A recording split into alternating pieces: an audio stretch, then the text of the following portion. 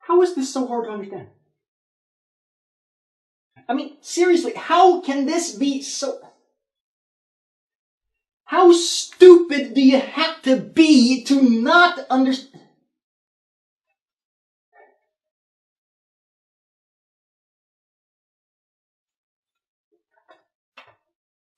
Flat earthers are probably the most deluded science deniers I've ever come across.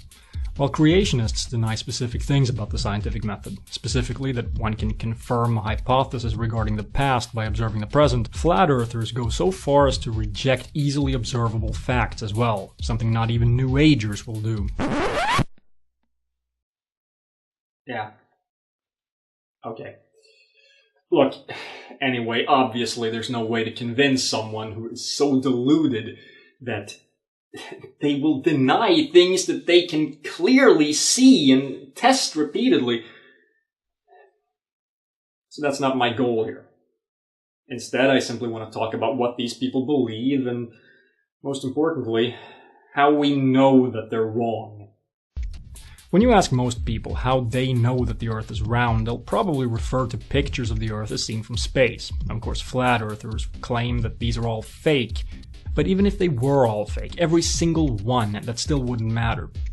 Contrary to what flat earthers will claim, we've known that the Earth was round for a lot longer than we've been able to go high enough to actually take pictures that show the curvature of the Earth directly.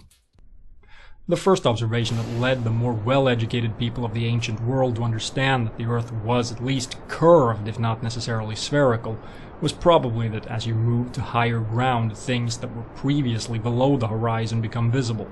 The fact that this is the case in every direction indicates that the surface of the Earth curves down away from you in all directions. This is an observation I'm confident that every flat earther has made, but of course they'll deny it, since it proves that at least the Earth is not a flat disk, as they say. Another observation easily made by ancient civilizations is the circular shadow the Earth casts on the moon during a lunar eclipse. These only occur during full moon, when incidentally the sun and the moon are directly opposite to each other in the sky. The Earth gets in the way and casts a roughly circular shadow on the moon, not a highly eccentric one, as it would if the Earth were a circular disk. Nor is the shape of the shadow consistent with the Earth having any other shape than a spheroid. When the Book of Isaiah was written, around 600 BCE, the average person in the Middle East probably still believed that the Earth was a flat circular disk, as clearly described in that book, which is obviously why it was written the way it was. However, modern fundamentalist Christians will be quick to point out that circle actually means sphere, or, well, it's just a way to describe the Earth that the people of the time would understand. And it's very likely that the educated people in 600 BCE felt the same way. A few hundred years later, however, the ancient Greeks were definitely well aware of the shape of the Earth, and not just the exceptionally well-educated among them. If nothing else, they were all familiar with ships appearing to sink or rise as they passed the horizon, an observation the goat herders of the Fertile Crescent probably hadn't made. An observation that flat earthers, incidentally, reject. They either say it doesn't happen, or they say it's just an optical illusion, but they provide no explanation for how this illusion works. Around 200 BCE, the Greek philosopher Eratosthenes calculated the Earth's circumference by looking at the length of a shadow in Alexandria at the summer solstice, when he knew that the sun was in zenith in Syene, 800 kilometers south of there. Of course, more recent measurements give a more accurate result, but he was not far off at all. This is an experiment I would challenge any flat earther to make. On a flat Earth, the lengths of shadows of similar objects in Alexandria and Syene would be practically the same, unless the sun were so close that shadows would visibly diverge, which they don't. Of course, flat earthers today either look at parallel shadows and deny that they're parallel, or they reject the conclusion of the experiment by rejecting high school geometry. Either way, they reject what is easily and directly demonstrable, and they won't accept this challenge, not even to spite me after hearing me say this. Instead, they will come up with excuses for why they can't personally accept the challenge. I can't travel far enough because it'll cost too much, or I would, but I don't have the time to spare. And since they wouldn't believe anyone else who says it turned out the way I predicted, that means they can't be convinced that they're wrong. They won't put their beliefs to the test, but they'll still claim that they know the truth and have proof that the Earth is flat. The next few observations made historically that confirm that the Earth is indeed a spheroid are also observations that anyone can make if you're just willing to travel. But as we've established, flat earthers aren't. First off, it's possible to sail around the Earth. Now this isn't the convincing part, because flat earthers believe that north means toward the center of the disc-shaped Earth, and east and west simply refer to the directions perpendicular to north. What should be convincing, however, is what happens when you cross the equator, which the Europeans had to do in order to sail around the world prior to the building of the Suez and Panama Canals. Turns out the stars on the southern hemisphere don't appear to orbit Polaris, but a point near the star Sigma Octantis. And they're not the same stars. Also, the moon is upside down. And here's the real kicker. Paths on the southern hemisphere converge as they go further south, just like on the northern hemisphere when they go further north. This cannot be if the Earth is a flat disk, or any shape other than a spheroid. Today, the fact that paths converge on the southern hemisphere is undeniable, since as anyone with a cash to blow could confirm, you can travel to the South Pole from either Punta Arenas, Chile, or Cape Town, South Africa.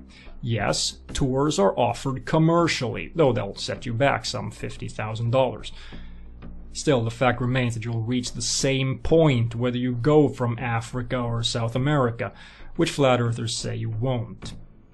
But you don't have to go all the way to the South Pole, just travel around the Antarctic, or just from South Africa to Argentina, and you'll notice that the trip is a lot shorter than flat earthers will claim. Another thing travelers would notice is that if you do travel around the world, you will gain or lose a full day. I'm not talking about time dilation here, I mean, you'd simply be wrong about what the current date is. This is of course because you have traveled through what we today refer to as 24 different time zones. You will have crossed the date line. On a flat Earth, the sun is either up or down, period.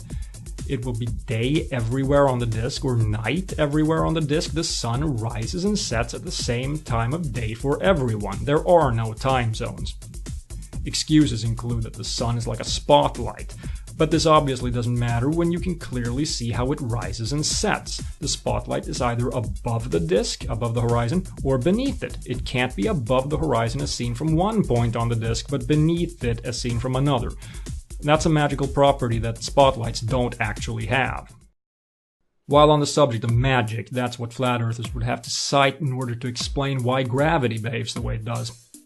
They will argue that the Earth, and presumably everything else in the universe, accelerates upwards at 1g. This fails to explain why everything in the universe behaves as though massive bodies attract each other. It also fails to explain why gravity is weaker at high altitude and near the equator. This is of course because the strength of gravity depends on the distance to the center of mass, which isn't the same everywhere on the Earth's surface since it's not a perfect sphere. And it definitely isn't the same if you're a significant distance above the surface either. Nor can they explain the horizon. On a flat Earth, the horizon would be the edge, or where the firmament meets the Earth. Yes, they believe in that, at least some of them.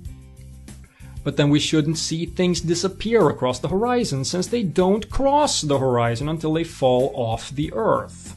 Some flat earthers have claimed that the reason you can't see across the Atlantic is that the atmosphere becomes opaque over such a great distance. But this also means that that's the reason why ships disappear. But they wouldn't appear to sink in that case.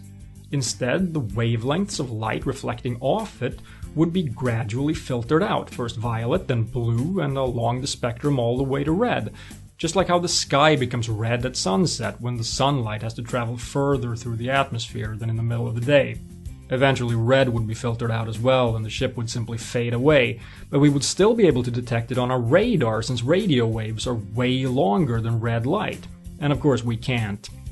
But here's the funniest part. Why, if this were the case, can we see celestial bodies supposedly attached to the firmament, which is further away than the ship that is too far away to be seen? Magic, bitch. That's why. So in conclusion, the idea that the Earth is round does not come from NASA or the government or the Illuminati or whatever you want to claim. It's been known for a very long time. Pictures of the Earth from space aren't the deciding piece of evidence, it's just the final nail in the coffin for the claim that the Earth is flat. But you know what?